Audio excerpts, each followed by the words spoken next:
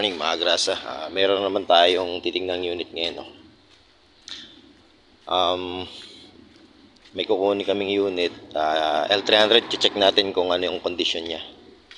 So, modelo pa to mga grasa. No?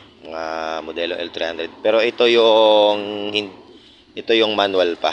Hindi pa siya computer box. So, titignan po natin yung condition ng makina. Kung goods pa ba. So, tara mga grasa. Samahan niyo po ako.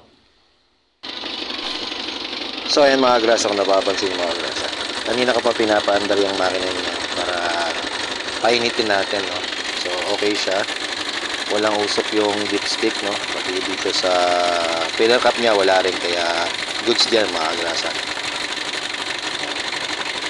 So ganyan lang, no mga grasa, pag nag-testing kayo ng makina, painitin nyo muna mga grasa yung umabot sa operating temperature niya, yung init, bago nyo i-test. Check nyo kung may usok. Yan, katulad yan, yung hangin, dapat malakas ang hangin dyan. Yan, naka-minor lang yan mga grasa, pero tingnan mo malakas ang hangin. So sa pag-check nyan mga grasa, lalo L300, no, kailangan malakas ang hapak ng hangin. Ayan, kung napapansin nyo, yung init nya normal lang, nasa operating temperature na siya. So bago nyo buksan yung takip, tsaka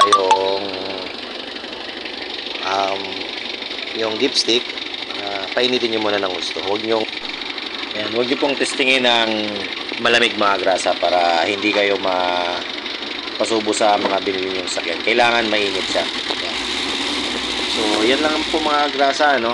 Sana kung may natutunan kayo sa video to, pakihit na lang po yung subscribe button namin, no? Tsaka yung notification bell para lagi kayo updated sa mga bagong video na i-upload natin mga grasa. Sige mga grasa, maraming salamat po.